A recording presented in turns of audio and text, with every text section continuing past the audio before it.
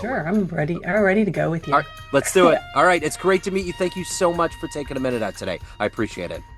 Yeah, I know it's a pleasure to be here. So let's begin our journey with this. 6 years ago, this pandemic was changing our lives, changing the world. Yeah, How did you get through that era, and how has it changed the way that you work and live today? yeah. It's so odd, I think, sometimes to think back about the pandemic because it was so catastrophic on a global scale. And for me and my life and my career, it the impact in a positive way was my ability to connect with people, which is really odd when you think about the pandemic and it isolated people so much. But there was a shift in mentality about what was acceptable and what was welcomed in video calls and being remote and having this type of discussion. I mean, years ago that wouldn't have happened. So for me, this ability to go online and to reach a broader audience was impacted by the pandemic. And that was something that has had a positive, had a positive influence on me for sure, uh, in my Yeah. career. Yeah, no, and that's the thing about living through that is I think there's a lot of people that had positives. It doesn't take away from the biological woe, but I think Right. there was resets. I think there was a way that we all recalibrated our existence, Hmm. especially people that are over a certain age. We realized that we're almost halfway, if not halfway through this ride. What are we going to do? Right. How are we going to capitalize? I think the people that took the most damage were the kids. Like the Yeah, I think kids, so too. the social, emotional, not going to school, not seeing their graduation, their friends. That was huge. Yeah. Um, Yeah. It's interesting. I've worked remote quite a bit. And so I've done some sales earlier in my career.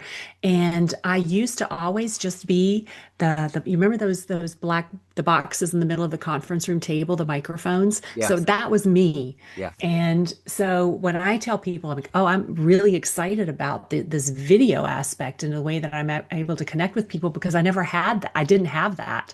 So I've gone from being that microphone in the middle of the table to being able to engage in video. So I actually love it. Yeah, absolutely. But it is still weird when I think about my lifetime with technology, our collective lifetimes, to go from a rotary dial as a kid to an actual picture on a phone, right? It's like the Jetsons episode, we all were Wild. like, I mean, Yeah. the only thing I'm thankful that didn't happen from that Jetsons era are cars in the sky because we have enough problems with it on the ground. I Yeah, couldn't, that's so true.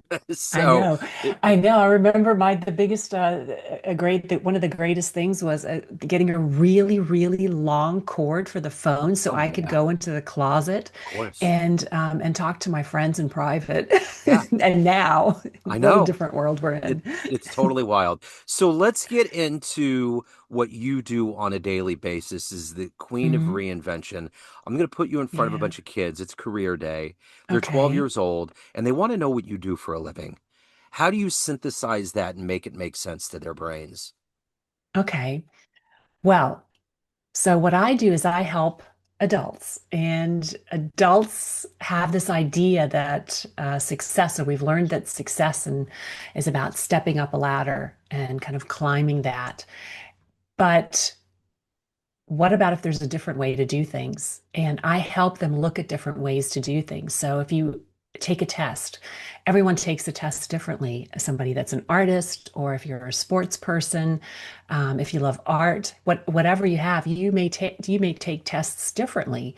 And so what I do is I work with people to help them look at a different way to take a test and feel good about it. So I work with teaching them about finding other ways to do things and to be really comfortable with that.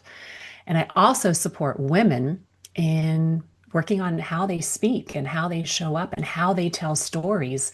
It's kind of like being having practices for the theater. I give them that theater space to be able to practice how they speak and tell their stories to the world. I love it. So what did you want to be at 12? When you were in that career room thinking about your life, what was your dream gig? A spy. All right. Definitely a spy. Yeah, I was all into that. I love thrillers. Wanted to be a spy. When I was a kid, I remember Mad Magazine had Spy versus Spy. Do you remember that Yeah, comic? yeah, I I do. absolutely loved it. I used to get the Yeah. books and they were awesome. So let me ask you this. Give me an idea of so you're from Virginia, correct? I grew up in Virginia. Okay. What were some of the early seeds that were planted that made you not only want to be a spy, but to be kind of a reinvention expert to help people find a Mm. different way of thinking? How did you evolve to this job that makes sense to you? Hmm. That sparks a memory, that question. Yeah. And this reinvention and this, my dad, I grew up in a family, I have three of us. I have two sisters, so all girls. And this reinvention thing, if I actually think about it now, my parents encouraged us to have everything. So we had Barbies, but we also had footballs, and I remember having at that time that the Washington D.C. the Redskins jersey. We had racetracks. The Barbie camper was in the racetrack. So this whole idea, and we also had walkie-talkies, and so we could be all kinds of different things. We weren't like put into this box. Yeah. We could do everything. And I think that that's that you've actually just sparked it's an interesting place. Maybe that's where it all started, Yeah. is this encouragement to be anything and to try anything, to play anything, to build ramps and to jump over things, but also to play with dolls. So we had all of those worlds mixed up in our house. That's wonderful. I did the same thing with my son. Like when he was growing up, like if he wanted like dolls or whatever, or if he liked pink or loud colors that weren't typically for boys, it's like Yeah, that's where all of those fences come up. You know, right. that's where we build all of these constrictive ventricles. And what is boy and girl? I mean, we're Yeah. on this planet. It's a big playground. Who cares what color it Who is and what it cares what color? I like yeah. them all. Yeah, that's it. Exactly. Yeah. So give me an idea of your career leading up to going to Germany. What prompted you to go to Europe? How did your career evolve to where you got to this point? Yeah. I studied chemistry and I worked in the East Coast. I drove a truck like up the Jersey Turnpike for a while, like collecting hazardous chemicals. So that was kind of a first odd job to do after you had your chemistry degree because I wasn't interested in working in the lab. I love science, but I also am a social person. I like to interact with people. And then I had the opportunity to move to Salt Lake City, and I worked at an incinerator for disposing of chemicals. And my one of my best friends from college came to visit, and he was working for David Copperfield. So you're from the generation that would remember that. Some people don't know who he is anymore. Oh yeah. And he was touring with him, and I was like, how cool would that be? I was like, I want to do that. He's like, are you okay? Sabina, he was like getting the thermometer, checking the temperature. Are you doing okay? And I was like, yeah, I want to do that. And so I actually ended up, he got me an interview. This was all pre-whirlwind. And I got a job and sold my house. I put my stuff in storage, sold my cars, and went on tour with David Copperfield. And that's how I ended up. The first leg of the tour was in Sweden. And that's where I met my now husband because he was also from Germany, where he's from Germany originally, but that's where we met. We felt like saw each other, fell madly in love, and had this like fantastic romance on tour in Europe. The best magic trick, right? The best. Bim That's Salabim. Ah, it hit us both. wow. I still remember that viral clip of him getting rid of the Statue of Liberty. I remember how big Yeah, that was. It was like that the was huge. Geraldo opening up the vault. You know, Yeah, it that's was right. like everybody was Yeah, it tuned in. was. Yeah. That's wild. That's wild. Okay, so let me ask you this. What was the biggest like shift with going from America to Europe? What was that like for you? Did you have any growing Mm. pains? Did it feel Whew. good? How was it? Yeah, there were huge growing pains because this was 28 years ago, and it was a different time, especially in Europe with speaking English. So I didn't speak German, and also degrees.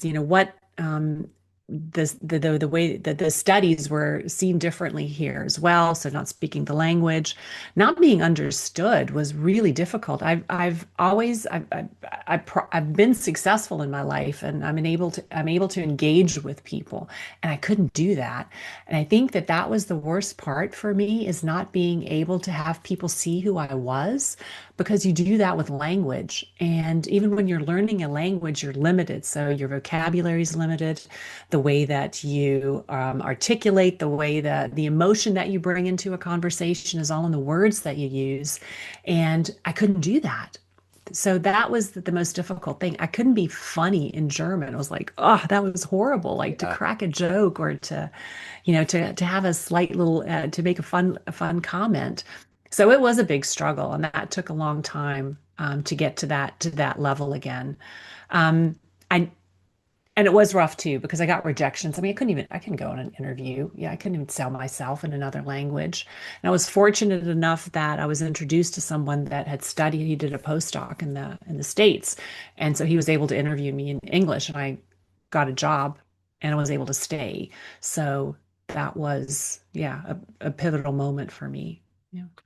I remember in the 90s, my roommate, a really good friend of mine, went to Germany. His brother was a filmmaker living out there, and he was going to put down some hardwood floors, and apparently it's really expensive. So he just wanted to do it himself. And when he came back, he was over there for 2 or 3 weeks, totally loved it. But when he came back, he was like, no one talks to each other. Like, especially coming from Kansas City, he was like, he was so relieved to be back in America to have interactions with people, because he said when he was over there, no one really talked. No, everybody, it was more of a serious kind of thing. Mm. People were very serious. Yeah. And I think it's because they just get to, there's this level of getting to know someone first. And Yeah. because they don't feel confident speaking English, so Yes. they're hesitant. So it's that language is such an important thing. Even though so many people speak languages, we have these expectations that they feel uncomfortable, Yeah. because the Germans also want to do it well. And so they're hesitant. They're like, oh, my English is terrible, where it's actually just fine. Yeah. So I think that limitation then comes across as that they don't want to speak, but it's more that their own self-consciousness about not wanting to make any mistakes in another language. Yeah. So speaking of chemistry and the Jersey Turnpike, I just sparked a memory. I remember years ago reading in the Atlantic Monthly, there was an article about the International Flavors and Fragrances Institute, and it's on the Mhm. Turnpike, and they're the ones that make all the flavorings for all the products. Like they're the ones that inject the fries with the McDonald's flavor. Like anything that we taste comes from this, and it Has a was flavor. fascinating to Yeah. think. And they were just like you would never expect on the Turnpike, just kind of this factory industrialized area. Yeah. This is the place where everything that we taste comes to life. It's wild, Yeah. you know? That's kind of scary, isn't it? That our Oh, taste comes yeah, from a manufacturing site, what we taste. I Mm. know. And they were talking about how much of a fry is really kind of overcome by that taste versus what you would want out of The a potato. natural. Yeah. Yeah. It's wild. Very wild. So let me ask you this. Who's been a hero? Who's been an inspirational force consistently that allowed you to dream enough to be a spy, to join David Hmm. Copperfield, to fall in love in Europe and move out of America? Who was that person that gave you that courage to do that? Yeah, it really had to be my parents. I mean, they're the ones that instilled all this in me. And I think the diversity of my parents is so cool. My dad's the Southern guy, really friendly, talks to everybody. Like he can, anywhere he goes, he has a great conversation with somebody. My mom like taught me resilience and setting a goal and achieving it and not giving up. And not the not giving up part, because she called me a lot and she said, Sabina, this is going to be hard, stick with it. So the two of them have just they've instilled my values and my morals, and yeah, Yeah. that's me. That's my DNA from them. Yeah. So when you work on staff for David Copperfield, do you get to talk to him? Do you get how does all that work? Yeah, I was one of his assistants. I was one of his Okay. personal assistants. Yeah. Wow. Well, Yeah. do you have a good story, fun story about, you know, like being in that role? I mean, you're doing something that very few people will ever be able to Yeah. experience. I don't know if I can talk about it, Yeah, actually. I sure. mean, That's fine. I don't, That's fine. what's a fun story? I mean, the whole aspect of it was just fun being on tour. Yeah. It's this totally different world that you just go from one city to the next and you set up, and it's a crazy life. Like I had two suitcases and that's it. So Yeah. it was a very interesting life. And then I lived in we were in we were in Las Vegas for a month because there's a place there, and I like lived in Caesar's Palace for a month. And how bizarre is that, right? Just Yeah. that was my pad That's for a awesome. month. There was a show on Hulu or one of those stations. David Blaine was going over to other countries and getting immersed in kind of Mm. the way they do things. And one of the episodes was in Brazil. And he was learning how to do things that are a part of their street magic and all of that. Those minds like Copperfield and like his that can grab onto things. They really, I don't think people understand the mastery that they have over Oh, matter, the huge, master, right? The huge. mastery they have Yeah. over anything. Like the fact, because I saw David Blaine was on Hot Ones, I think, that show where they eat all the hot wings, Right. and they had a Reaper, a Carolina Reaper at the end. And he was like, "All right, let's see what you're made of." David Blaine did to this. Sean, I think is his name, the guy that hosts the show. And Sean bit a little bit into it. Blaine took the whole thing in. And when you see someone eat a Carolina Reaper, they just within 60 seconds they're dying. He was just like, okay. He wasn't drinking water. He was just totally like there. And the host was like, "What, how do you do that?" And he was like, "I can literally do things with my mind that can Hmm. completely overcome anything that's going on with me physically." And Yeah, I know that's what it's I find. mastery. Yeah, It's practice, practice, yeah, practice. Like with everything in life, you have to just keep doing it and doing it and doing it until you master it. And so he was a huge perfectionist about making every detail right and really caring about the audience and their yeah, experience. yeah. Yeah. They're phenomenal people for sure. Mm. So let me ask you this. What is the motivation for you to wake up every day to do this work? You have to get involved with people's lives, which can get murky, Hmm. but Yeah. you have a soul to take care of. What allows you to do this at a high level and to take care of yourself as well? One of the things, if I think about what we're doing in the Ripple Network, is this working and giving, specifically women. So this program is focused for women and working on their speaking skills, is giving them a place to practice. And it sounds odd to say find your voice, but yeah, to find it and to feel comfortable with it and to want to share it and to learn how to master storytelling. It is such a great thing because it sounds like, oh, why would somebody need to do that? But a couple of weeks ago, one of the participants shared a story that this has helped her build her confidence, and she applied for a new position, and she was able to storytell and talk in a more confident way in order to get a new role. So it's like it's changing people's lives. It's giving them the confidence to step up, and not just necessarily if you want to get on a stage, that's one thing, but how you speak at work, how you speak more confidently about yourself, how you walk into a room. And that makes my heart grow 1,000 times hearing those stories. For sure. So your book Beyond the Ladder, is that kind of a synopsis of this vision, this mission that you have? Yeah, the Beyond the Ladder is about developing your career your way, challenging yourself, but also staying what feels comfortable for you. Um, Figuring out what your values are and doing something with them and living by them and making sure that you stay in roles and work for companies um, that have those same sort of values, building and feeling comfortable getting in a network, asking for help when you need it.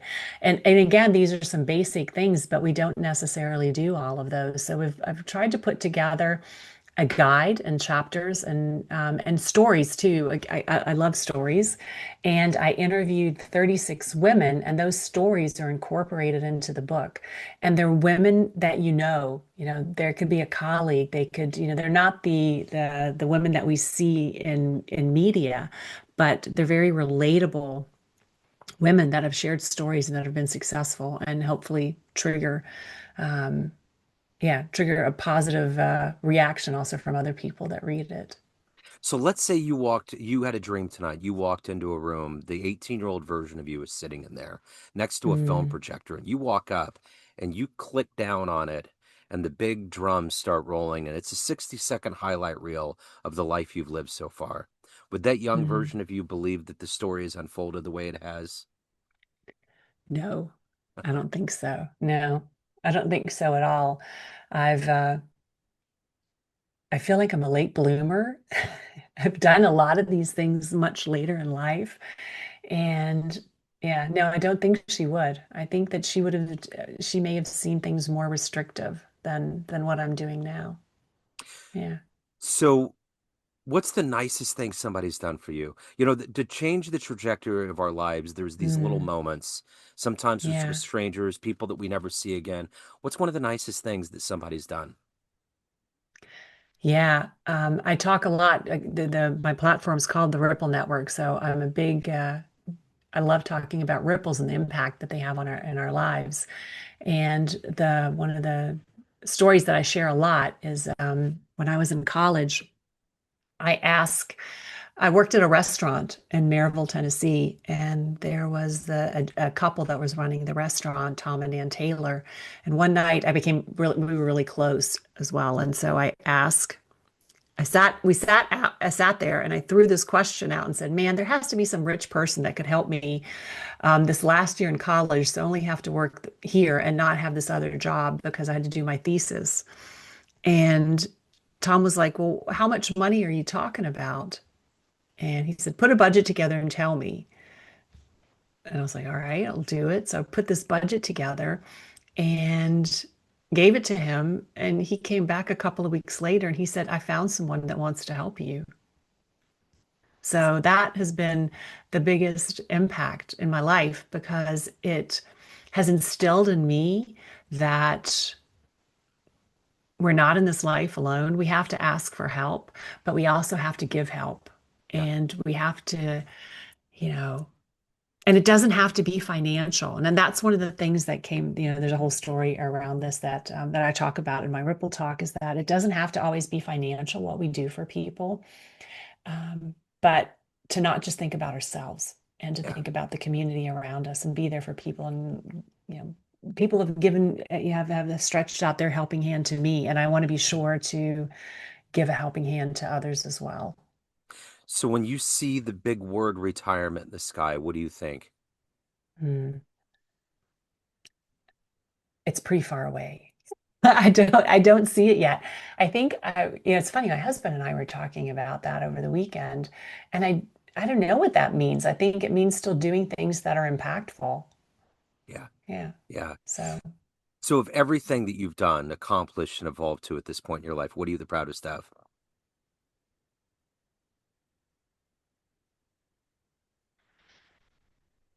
in general, not living life with regrets, Yeah. I think is what I'm most proud of is that I can look back on my life and I took steps that scared me. I took steps that were a shoe size too big. And I've always said that I don't want to live my life with regrets and think, should I have done this? And that's what I'm most proud of is that if I look back, I don't have regrets. That's wonderful. So everyone has a perception of you. Family, friends, clients, everyone that gets your book, everyone that you work with, everyone that knows you, but you run the show. Hmm. What's your perception of you? Who do you think you are? Hmm. I think I'm a connector of people, and I am someone that people trust and feel comfortable with. And yeah, that they just feel that I bring a sense of ease, I think, to people and that they feel comfortable. So if you can get into a time machine and go back in time and see one event in human history, where are you going? One event, One event in human history, one thing that happened, and you get to see it unfold. It won't create a weird Back to the Future tear in time. You just get to watch it, and then that's it. Or you could go into mm, the future if you want, but that oh might be my scary. goodness, going into the past. I don't know if I want to go into the future. Yeah. Somebody that I think is really impactful is Nelson Mandela. Yeah. And there's a poem, I don't know, do you know the poem Invictus? Uh-huh. Yeah, Yeah. I love that. And and a moment in time would have been potentially, I don't know if there's one exact moment, but being able to speak with him because he has such an Oh, incredible way of forgiveness and and a mindset that is incredible on how to, yeah, just to how to live life and how to treat people. So I think that I would like to have a conversation with him. yeah. That would be amazing to see when he came out after 27 years to Some see that years, yeah, Robin everything Island, yeah, everything that he went in there for changed. yeah, Apartheid and everything was just totally yeah, different. That would be one. So yeah. I speaking of Copperfield, one more question. What was the greatest thing that you saw him perform on stage? Something that just blew you away. Mm, that he cut himself in half. Yeah, That was a good one. that's awesome. So, if anyone wants to get your book, they want to hire you, they have questions, any of the good business, where's the best Mm. place to go? The best place is sabinehutchison.com. And there you can reach out to me, and there's information about the book and also about the Ripple Network. So, love to hear from you. Excellent. I will put all those links in the show notes. Sabine, this has been absolutely wonderful. Thank you so much for taking a minute out today. Best of luck with everything. I appreciate it. Yeah, thanks for the great questions, Joe. Yeah. It's heading towards the end of my day, and you've challenged me well today.